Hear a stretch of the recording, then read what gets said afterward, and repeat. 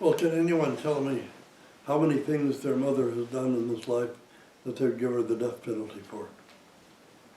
Yeah. How many things did your mother do that you'd give her the death penalty for? Do you ever wonder why Protestants think that God would give her the death penalty? Abortion? Yeah. Abortion? No. No. That's not. You wouldn't give your mother a death penalty for something. No, I would not. Why would but God give her a death not penalty? much. That's No. the whole idea.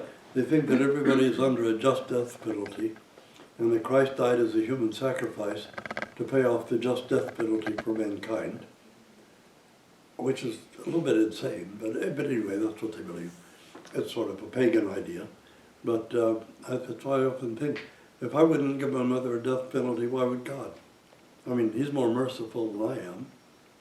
You know, and he does, as we say in the psalm, he remembers that we're dust, that we're not so strong.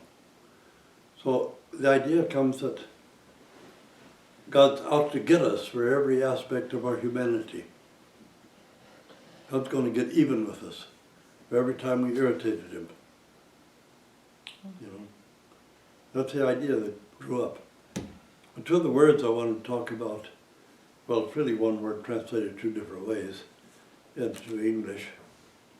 I wanted to talk about today have something to do with that. Things. Our modern priests are so busy fighting culture wars instead of preaching the gospel that they don't never get around to talking about these things, it seems. There's a word it occurs in 3rd chapter of Romans and again in the 9th chapter of Hebrews, which we're talking about now, that sheds a lot of light on why the misunderstandings between East and West. Let's remember, if you've ever heard of people talk about why they like King James Version of the Bible or some other one, so because it's the Tectus Receptus, they call it, the received text. Well, yeah, for the English, but not for the Russians, and not for the Romanians, and not for the Serbs, and not for the Bulgarians, and certainly not for the Greeks. It's your received text, the one you received in the West. That doesn't have anything to do with, you know, they didn't translate the scripture into English until very late. And of course we already had the scripture translated into every Slavic language and many of the tribal languages, and Aramaic and Persian, long before the Romans would ever allow anybody to read the Bible. And so they didn't know what it said. And then when they did translate it to English, they used the Textus Receptus they talk about is a Dutch version of the Greek. Somebody translated, put it together in Holland from what he knew about Greek, and really more or less translating the Latin back into the Greek. And that's the so-called Textus Receptus. But, you know, people are focused on, the King James Version and all these things. No. Kyrill and Methodist version. Let's go back 1,000 years. Long before you people existed, in the East, you translated the scripture to every language. Everybody was supposed to read it. But you would still know to be careful about how you understood some things. And one of the words that is translated as propitiation in the New Testament, twice, it occurs twice, 3rd chapter of Romans and 9th chapter of Hebrews. And sometimes they translate it as expiation. Now I don't know if you know what the two words mean. Expiation may be a little more familiar to Romanians because that's a Latin word. But expiation, well, they understand it as you have to expiate for every sin or wrongdoing you do by being punished, by something bad happening to you. Or propitiation, it means you have to make some kind of, suffer some way to pay your debts off. Actually, the word that occurs in the scripture is translated, it's a Greek word, elestarion, and it actually means the mercy seat. It refers directly to the mercy seat on the Ark of the Covenant. And it's used twice in the New Testament, once in the Old Testament. In the Old Testament, it's used precisely and specifically about the mercy seat. So now we're talking about, they're seeing this word as having something to do with juridical punishment And actually it's talking about the mercy seat. If we say that Christ became our expiation or our propitiation before God, it means he became the mercy seat before God. And I can't remember which ode, but in the canon that we chant in the 5th week of Great Lent, the theological we refer to as the mercy seat. We use the same word, propitiation, and some people will think, oh well, we're talking about her as being co-redemptress with Christ or something. No, we're talking about her being the mercy seat because, as the Holy Fathers tell us, the voice that was heard from the mercy seat in the Old Testament was God the Word. God the Word is above the mercy seat. It was on the mercy seat that God would fellowship with mankind directly. Through the Holy Virgin, Christ fellowships with mankind face to face. So she's the mercy seat. So when they use this word expiation or propitiation, to remember that it's talking about the mercy seat. It's talking the mercy seat, not the judgment seat, not the condemnation seat, not the I'll punish you seat, not the I'm going to send you to hell seat, but the mercy seat. And that's why Christ, repeating himself from the Old Testament, says, go and learn what it means, I'll have mercy and not sacrifice. See how the difference in these understandings started. Augustine, who's, at least my teachers always considered him a heresiarch, one of the worst heretics, because he's responsible for almost all the errors in the West. But when he was interpreting the story about the fall of mankind, God said, if you disobey, you'll surely die. Augustine understands him as saying, if you eat the fruit, I'll kill you. But he doesn't say that. He says, if you separate yourself from me, I'm the only source of life, so if you separate yourself from me, you'll die, because I'm the source of life. But Augustine reads it as, if you eat this fruit, I'll kill you. And that began to shape the whole Western theology. The whole of Protestant Roman Catholic theology was shaped by that. And it's a shame, it's a pity really, because they're such lovely people in the West and really sincere believers, but they're bound by these ideas. And we have to make sure we don't get wrapped up in them either. So that's the only two things, the main thing I wanted to talk about today. You go over and read chapter 9 of Hebrews and see, only if your translation says propitiation, read mercy seat instead, because that's what it is. In concrete terms, the word illustrario, it refers only to the mercy seat, the lid on the Ark of the Covenant. And the only other time it's used in Scripture is in the Greek translation of the Old Testament, where it speaks specifically about the mercy seat, to come before the mercy seat. Okay. And that's the thing. If we didn't hope on the mercy of God, we wouldn't say it so many times in the liturgy. Yeah. You know, I've said this before, but I think I would sometimes think, Lord, have mercy, at Kyrie eleison. But the word for olive oil and mercy are the same word. I mean, the same root word. So every time you say, Lord, have mercy, means, Lord, anoint me. Lord, anoint me with healing myrrh. Lord, anoint me with healing oil. Lord, anoint me with grace. So, Lord, anoint me. And say, Lord, have mercy. Say, Kyrie eleison. But it's always sometimes people don't know what the root word is. They don't know where it comes from. And instead of looking to the ancient church, they make up some understanding. And that's why at Christmas time people talk about, oh, to put Christ back into Christmas. No, you're not. Because Christmas just means, you could say happy holidays. You could say happy balloon day. But Christmas means just about as much as that. It doesn't mean, it's a secular term. It's been secularized long ago. And the difficulty is that it doesn't say anything about the nativity of Christ. Even when they used to keep the fast, I don't think they keep the fast before nativity, and they call it Advent, but that doesn't mean anything. What does Advent mean? Like maybe Seventh-day Adventist or something. But the Nativity fast, because it's about the Nativity of Christ. You can't just say, we're going to put Christ back into Christmas. You have to do something. You can't just talk about, you have to do. Okay, you know, we think we Christianize some things.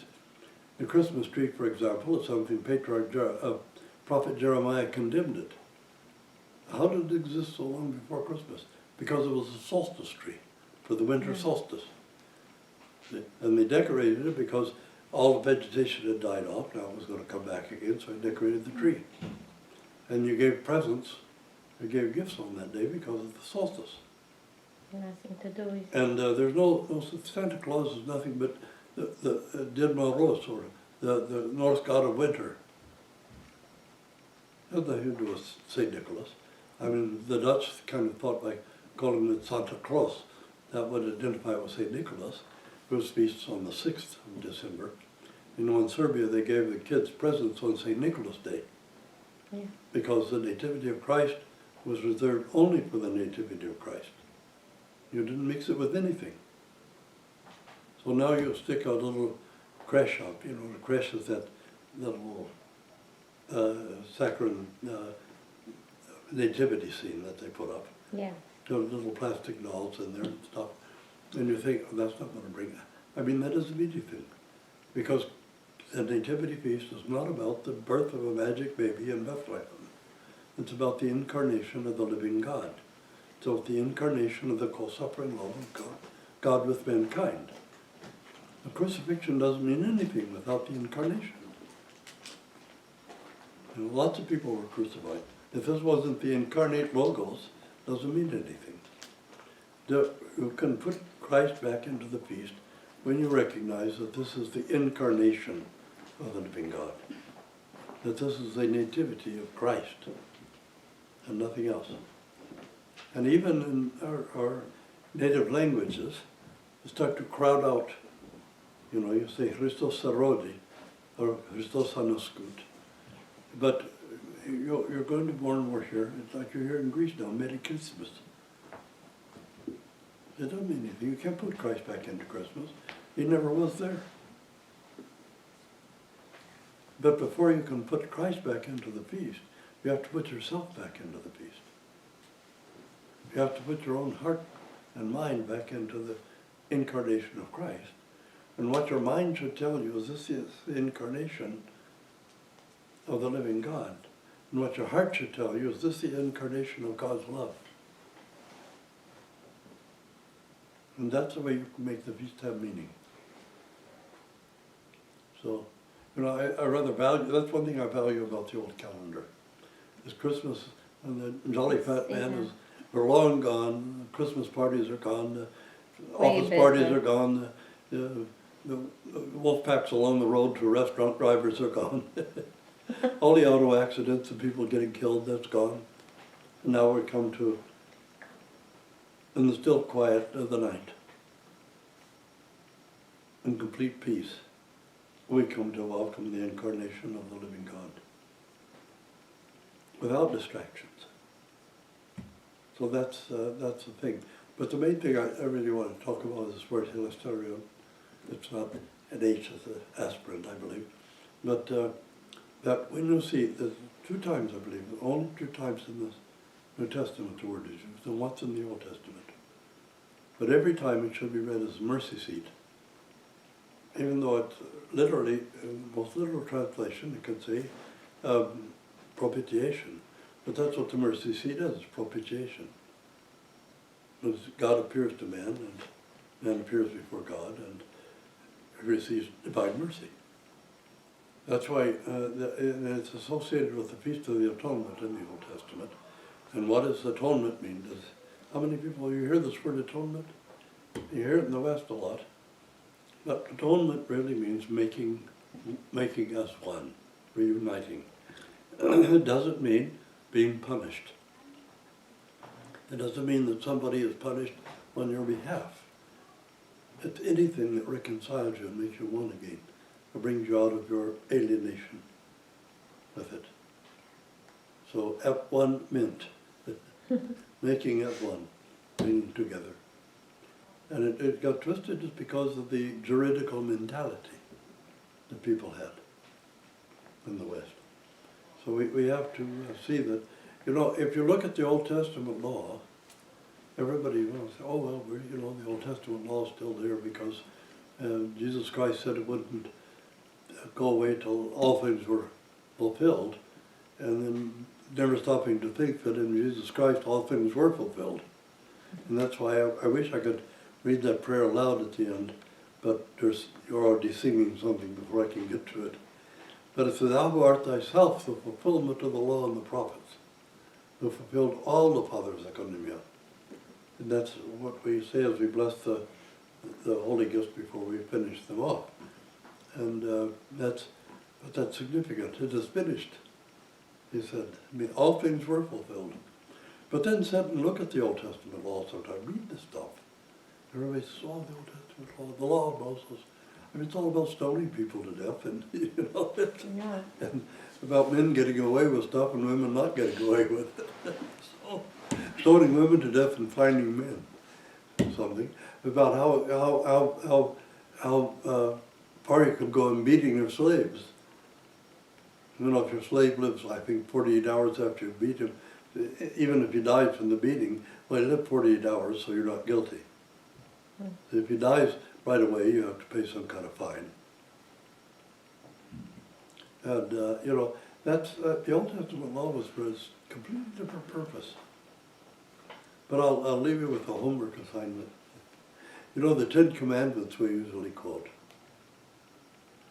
Are they the same 10 Commandments that are in the Ark? Are they the same 10 Commandments that Moses brought down from Mount Sinai? Are they the same 10 Commandments that the Old Testament calls the 10 Commandments? See? Check it out, read it, and see. You might be surprised. The 10 Commandments are not, they're nothing to write home about anyway. They're just commonplace Semitic law. You know, there was no law code long before that would allow you to run around killing people or stealing from people. And of course you're supposed to be loyal to the God you worshipped and not coveting the things your neighbor has. Well, it prevented a lot of violence. It also made for cohesion in society. The laws were basically for cohesion in society at a time when you couldn't hold society together. See, why is it that in crossing the wilderness, a man violated the Sabbath and was stoned to death? But you don't read about anybody being stoned to death after they got across the wilderness. Because you had all these big tribe of people trying to hold them together. And after all, they were Jewish. So, you know, that's what one of my rabbi friends said. He says, would you like to herd a bunch of Jews across the desert? He said, I said, well, it could be worse. They could have been Serbs. I mean, you know, we have the motto of Serbia is only unity saves the Serbs. And my cousin said, how would we know? We never tried it. So, anyway, you had to have very strict enforcement of very strict laws to hold a community like that together in the desert. And once it became settled into a settled state, where you have the possibility of it having some cohesion, then all of a sudden the prophets are telling us something different. Because you don't need to be that strict as you did wandering across the desert. You know, it's like a military drill. You can't run the military without very strict discipline. And that's what they were doing in the desert. You had to have very strict discipline to keep that together. So just sit down, read some of the Old Testament law sometime and see if you'd like to see it still hanging around. But it had its purpose at its time. But that's why Christ said that the Sabbath was given for man. Man wasn't made for the Sabbath.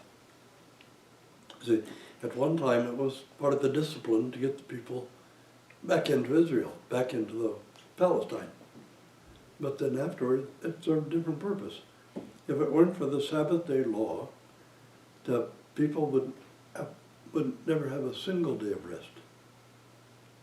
The slaves would be working 7 days a week, even ordinary people like us would have to work 7 days a week. I mean, if the proof is in the pudding, because before the revolution in Russia, people worked 7 days a week. Even in Britain, they invented the bank holiday because there wasn't any holiday for working people.